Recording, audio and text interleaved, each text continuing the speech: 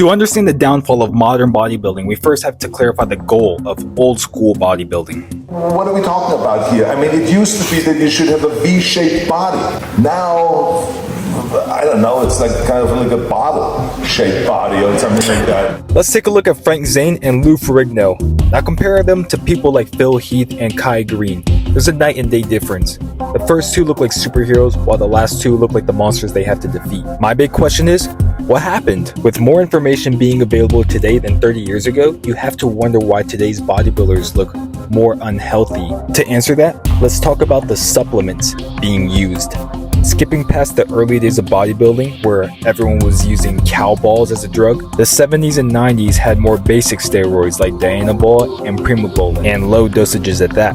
However, today, bodybuilders are taking more androgenic steroids like Tren, HGH, and Anadrol. And on top of that, their dosages are 7 times more than what the classic bodybuilders are taking. These extra drugs will definitely make a difference in aesthetics. But that leads me to wonder if their training has changed at all. In the old days, gyms weren't as popular as they are today. They were known as the breeding ground for men to watch other big sweaty men scream and yell at each other for fun. However, this all changed when Arnold made it mainstream. With gyms not being as big, bodybuilders like Arnold and Franco Columbu made an emphasis on using only free weights to do primarily compound lifts. Today's bodybuilders focus mainly on isolation exercises and only what's considered optimal, contrary to the classic bodybuilders where they experimented and figured out what worked and what didn't work, going as hard as they can and making that intensity skyrocket.